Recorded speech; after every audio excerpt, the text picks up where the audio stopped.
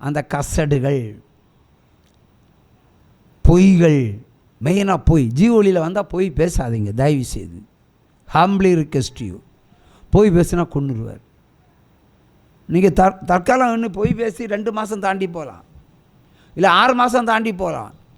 7ஆம் மாதம் அவர் கொள்ள வியாதி வச்சு உங்களை தூக்கிடுவார் ஆண்டவர்.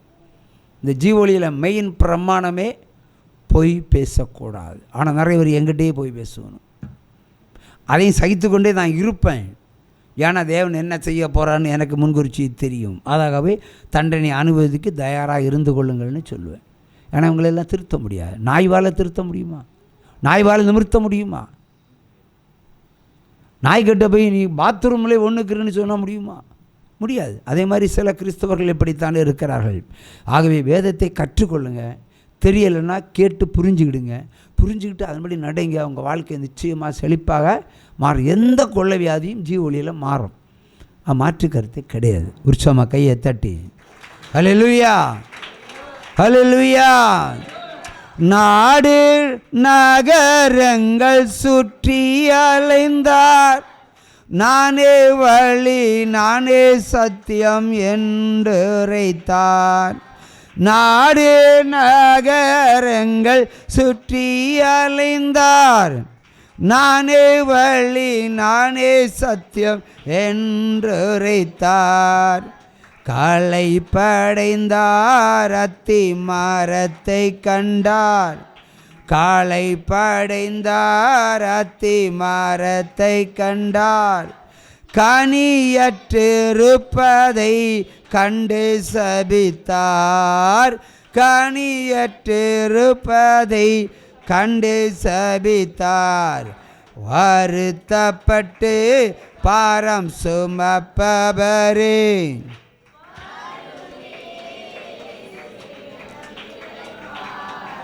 ஹல்லேலூயா, ஹல்லேலூயா, ஹல்லேலூயா. இன்றைய தினத்தில் ஒரு காரியத்தை கூட நான் சொல்ல விரும்புகிறேன். விசுவாசிகளாக இருந்தாலும் ஊழியக்காரர்களாக இருந்தாலும் ஒழுக்கத்தில் மேன்மையாக இருக்க வேண்டும். ஒழுக்கத்தில் எப்படி இருக்க வேண்டும்? மற்றவர்களுக்கு முன்மாதிரியாக இருக்க வேண்டும். இந்த பிள்ளைகளுக்கெல்லாம் அரைகுறை ட்ரெஸ்ஸெல்லாம் போட்டு கொடுத்து பழக்கிறாதீங்க. அரைகுறை ட்ரெஸ்ஸெல்லாம் கொடுத்து பழக்கிறாதீங்க, அழிஞ்சிருவீங்க. தகப்பன் என் தாயும் சேர்த்து அழிச்சிருவார். நான் ஒரு முறை 2002 தான் முதல் முறையாக மோன்சிலாசரஸ் கூட்டத்துக்கு போகிறேன். என் மனைவி அழைத்து செல்லுகிறாள். இப்போ மோன்சிலாசர் குறித்து எனக்கு ஏபிசிடியே தெரியாது. இவர் இப்போ உலகத்தில் மிகப்பெரிய ஊழியக்காரர் அப்படி இப்படின்னு என்னை பொண்டாடி சொல்லி கூட்டியிருப்பேன். அங்கே போனால் கூட்டம் பயங்கரமாக இருக்குது. எல்லாம் மொத்தம் இந்தியாவில் இருக்கிற மொத்த வாகனங்கள் எல்லாம் அங்கே வந்து கிடக்குது. பிரமிப்பாகவே இருந்தது. ஆனால் டீ குடிப்பதற்காக நான் வெளியே வந்தேன். டீ குடிப்பதற்காக வெளியே வந்தேன். வெளியில் அந்த காம்பவுண்ட்லேயே ஒரு டீ இருக்குது. டீ கடையில் டீ குடிச்சு நிற்கும்போது 5 ஆண்கள் மத்தியில் ஒரு பெண் பிள்ளை நிற்கிறாள். உயரமானவள், மிகவும் அழகுடையவள், மிகவும் கவர்ச்சியுடையவள். அவள் பேச்சை பார்க்கும்போது அவர் ஊழியக்காரி என்று புரிந்து கொண்டேன். என்னது? ஊழியக்காரி என்று புரிந்து கொண்டேன். கிராமத்து ஊழியம் போனோம். அங்கே சுவிசேஷம் அறிவித்தோம், இங்கே அறிவித்தோம், அங்கே அப்படி வரவேற்றாங்க, இங்கே எப்படி வரவேற்றாங்க, இந்த மாதிரி கதையெல்லாம் சொல்லிகிட்டு இருக்காங்க. முதல்ல முகத்தை தான் அவளுக்கு பேச்சை தான் பார்த்துக்கிட்டு இருந்தேன். ஏன்னா சுவிசேஷம் எல்லாம் சொல்லுகிறாள். அப்படியே என் ஆண்டவர் சொன்னார், அவளுக்கு இடுப்பை பாருன்னு. நான் அவனுக்கு கேட்குறேன், பெண்களை பார்த்து இடுப்பை பார்க்க ஆண்டவர் சொல்லுவாரா? குட்டிஸ், நீங்கள் சொல்லுங்கள் குட்டிஸ். சரி, குட்டிஸில் சொன்னால் அது அசிங்கம் ஆயிரும். இந்த வயசு கிளகிட்ட சொல்லுவோம். இல்லை, ஆண்டவர் ஒரு பெண்ணுடைய இடுப்பை பார்க்க சொல்லுவாரான்னு கேட்குறேன். நான் கேட்ட கேள்விக்கு மட்டும் எழுதாத பக்கம் வாசிக்காதீங்க. ஆண்டவர் ஒரு வாலிப பெண்ணுடைய இடுப்பை பார்க்க ஊழியக்காரத்தில் சொல்லுவாரா சொல்ல மாட்டாரா? சொல்ல மாட்டேன். என்கிட்ட சொன்னார். அது ஏன்? That's a point.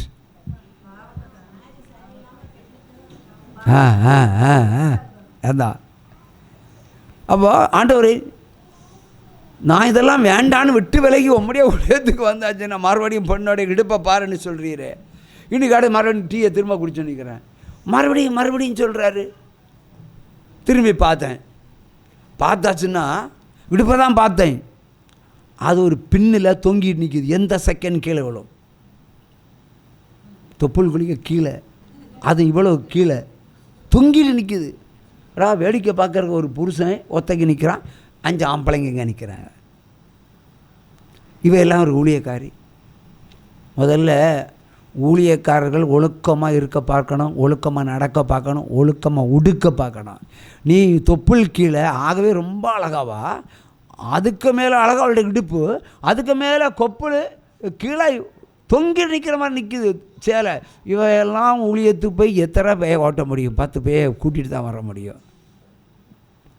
அதே மாதிரி இருந்துடக்கூடாது. காரணம், சின்ன பிள்ளைங்களை இப்போலே கற்றுக் கொடுங்க நீங்கள்.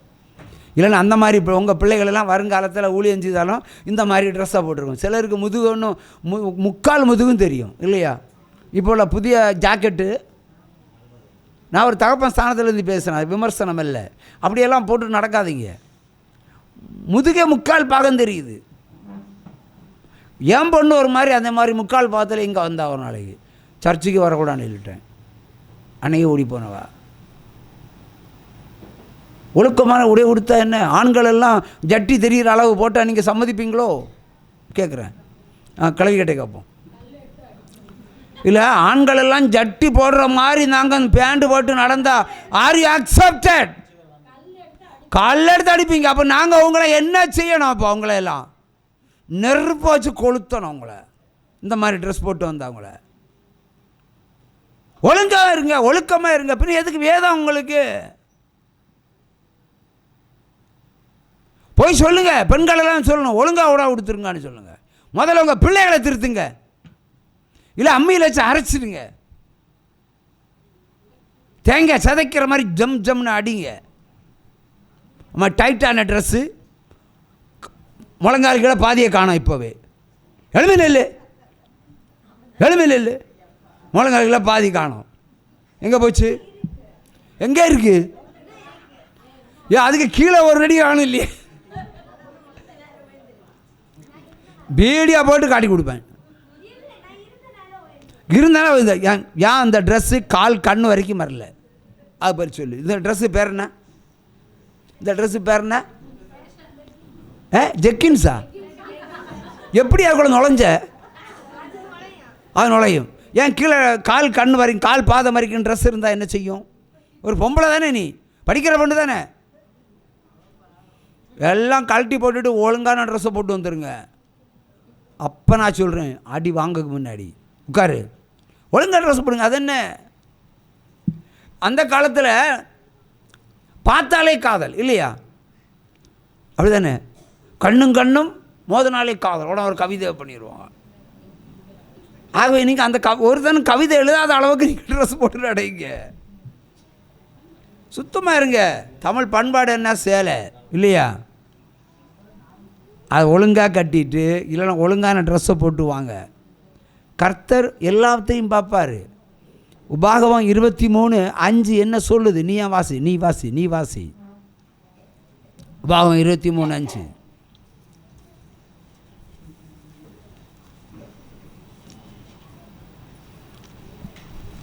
உபாகமம் 23:5.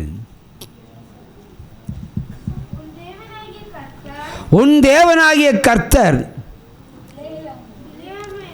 பிலேயாமுக்கு செவி கொடுக்க சித்தமில்லாமல் உன் தேவனாகிய கர்த்தர் உன்மேல் அன்பு கூர்ந்தபடியினால் உன் தேவனாகிய கர்த்தர் அந்த சாபத்தை உனக்கு ஆசீர்வாதம் மாற்றினார். இப்படி பாதி ட்ரெஸ்ஸில் வந்தால் இனி உனக்கு சாபத்தை ஆசீர்வாதம் மாற்றுவார், கூட குறை சாபத்தை அனுப்பிடுவார். புரியுதா? அப்படியே நீ எழும்பு. 22:5 படி. ஒழுக்கமாக இருக்கிறது தான் தேவ ஆசீர்வாதம்.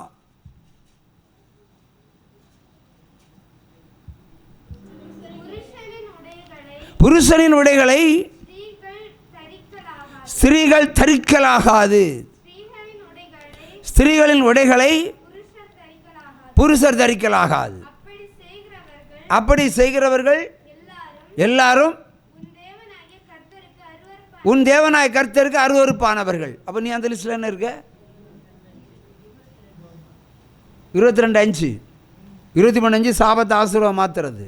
இப்படிப்பட்ட அவர் ஆசீர்வாதத்தை பரலோகத்துலேருந்து கொண்டு வருவார். இங்கே பார்த்தா முழங்கால் கீழே பாதி ட்ரெஸ்ஸை காணோம், அப்படியே ஆசீர்வாதத்தை கொண்டு போயிடுவார். அதுக்கப்புறம் அவனை அப்பம் குடிச்சு சாகணும். ஒழுக்கம் அது மேன்மையை தரும். சரி, இதே லெக்கின்ஸ் அவன் அம்மாவுக்கு கொடு பார்ப்போம். அதெல்லாம் நடக்காது. உன் அம்மாவுக்கு இந்த லெக்கின்ஸ் வாங்கி கொடு. ஏன் கொடுக்க மாட்டேன்? நீயும் பொண்ணு, அவங்க பொண்ணு தானே, அது ஏன் கொடுக்க மாட்டேன்? பதில் சொல்லு. அது ஏன் கொடுக்க மாட்டேன்? அப்பாயை பிடிக்காது, இது மட்டும் பிடிக்குமோ? இந்த மாதிரி அரை குறையிலலாம் இந்த சர்ச்சுக்கு வந்துடாதீங்க, ஓடி போயிருங்க. எங்கேயாவது சிங்கி அடிக்கிற சபைகள் ஒன்று, அங்கே போயிருங்க. வந்தால் ஒழுக்கமாக வருங்க, உற்சாகமாக கையை தட்டி. அல்லேலூயா, அல்லேலூயா. இந்த தெய்வம் நம்ம தெய்வம், நல்ல தெய்வம், மரண பரியந்தம் நடத்திடுவார். இந்த தெய்வம் நம்ம தெய்வம்.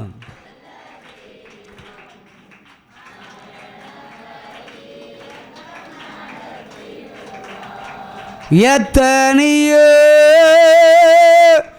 இடர் சூழ்ந்தாலோ அத்தனையோ தாங்க பலன் தருவார்.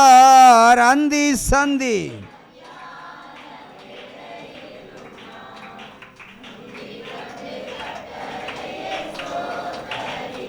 அல்லேலூயா. ஆண்டவர் தெளிவாய் ஆண் எப்படி ட்ரெஸ் உடுக்கணும், பெண் எப்படி ட்ரெஸ் கட்டணும்னு சொல்லியிருக்கார் இல்லையா? ஸ்திரீகளின் உடைகளை புருஷன் அணியக்கூடாது, முதல் கண்டிஷன். அதே மாதிரி புருஷனுடைய உடைகளை ஸ்திரீகள் அணியக்கூடாது. இன்றைக்கி சாதா சட்டைகள் இருக்குல்ல, ஆண்கள் போடுற சட்டைகள்லாம் பெண்கள், வாலிப பிள்ளைகள், படிக்கிற பிள்ளைகள்லாம் போடுறாங்களா இல்லையா? முடிஞ்சால் தகப்பனுடைய சட்டையும் தூக்கி போடுவாங்க. எப்படி போடுவாங்க? சரி, அப்படியே நீங்கள் தகப்பனுடைய சட்டையை நீங்கள் போடும்போது உங்கள் ட்ரெஸ்ஸை தூக்கி அவருக்கு போடுங்க, போட்டு விடுங்க. பாவாடை கட்டி கொடுங்க, பாவாடை கட்டி கூட்டிகிட்டு வா. நீ அவன் ட்ரெஸ்ஸை நீ விடு, ஒன் ட்ரெஸ்ஸை அவன் அப்பனுக்கு கொடுத்து கூட்டிகிட்டு வா. 2 பேரும் மேடையில் வச்சு பிரசங்கம் பண்ணுவோம். அப்போ பாடலாம், குதூகலம் கொண்டாட்டம்னு பாடலாம். ஒழுக்கமாக ட்ரெஸ்ஸை விடுங்க. யார் என்ன ட்ரெஸ் உடுக்கணும்னு. நாகர்கோயிலில் ஒரு சகோதரி, ஒரு உயரமான சகோதரி, ஏதோ ஒரு பிளாக் ஆஃபீஸில் வேலை பார்க்குறாங்க. அவருக்கு பொண்ணு அதோட உயரம், இதில் முட்டும், தலையை முட்டும். இதே இடத்துல நின்னா அவளுக்கு என்ன பிரச்சனைனா, புருஷன் தற்கொலை பண்ணி செத்துட்டான். ஒரு வைப்பாட்டி வச்சுருந்தான், வைப்பாட்டி வீட்டிலே அவன் செத்து போயிட்டான். அப்புறமா இஷ்யூ பிரச்சனை வேறு மாதிரி இல்லை, இந்த பொண்ணுக்கிட்ட அந்த ஆவி ஏறிச்சு, தகப்பனுடைய ஆவி பொண்ணுக்கிட்டே ஏறிச்சு. பொண்ணுக்கிட்ட ஏறினா அன்னையிலிருந்து தகப்பனுடைய பேண்ட்டையும் தகப்பனுடைய சட்டையும் தான் அவன் போடுவான். போட்டுட்டு தகப்பன், அதாவது மனைவியை உயிரோடு இருக்கும்போது புருஷன் எப்படி அடிப்பானோ அதே ஸ்டைலில் அடிப்பாவா. படிக்கிற பிள்ளை, +2 படிக்கிற பிள்ளை. ஆனால் ஆள் ஒரு சப் இன்ஸ்பெக்டரோட மேலே லுக்கு, பர்சனாலிட்டி வேறு. அடிப்பா, அடித்து தோசம் பண்ணிடுவா, காரணமே இருக்க வேண்டாம். அந்த அம்மா தான் முதல்ல எங்கிட்ட ப்ரேயருக்கு வந்தாங்க. வந்து விஷயத்தை சொல்லும்போது தகப்பனை குறித்து ஆண்டவர் வெளிப்படுத்தினார். அந்த பொண்ணுக்கிட்ட இந்த மாதிரி நிறத்தில் இந்த மாதிரி ஒரு ஆள் நிற்கிது, அது யாருன்னு கேட்டால், அதையா என் புருஷன், அவன் பேயாக வந்திருக்கிறான், இப்போ மகளிடத்தில் வந்து நிற்கிறான். அவன் எப்படி செயல்படுறானோ, உன் புருஷனாக இருந்து எப்படி செயல்படுறான் அதே மாதிரி வருவான். அதான் அந்த பேய்க்க கணக்கு. அப்பொழுது ஆண்டவர் அவளுக்கு சொல்கிறாரு, நீ கட்டில் ஒத்தைப்படுத்தா அந்த பொண்ணு உங்கூட வந்து படுக்குமா? இந்த பேண்ட் சட்டை போட்டிருந்தா வந்து படுத்து காலை தூக்கி மேலே போட்டுருவான்னு. அது என்ன புருஷனுக்கு பழக்கம். வசமான கடிச்சு வச்சுடுவாளாம்.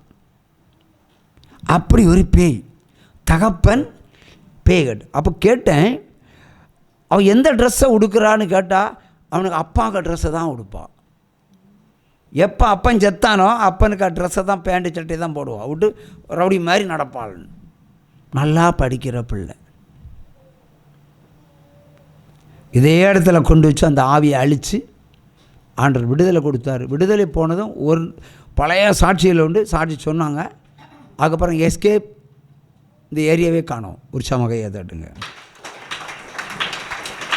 பாருங்கள், ஒரு தகப்பன் பேயாய் மாறின பிறகு அந்த தகப்பனுடைய உடைகளை மகள் உடுத்து தகப்பனுடைய கேரக்டரில் பொண்டாடி அடித்து தோஷம் பண்ணுறான். அது தாயை தான் பிசாசு. ஆகவே பிசாசனுடைய கிரியைகளை நீங்கள் புரிந்து கொள்ளுங்கள்.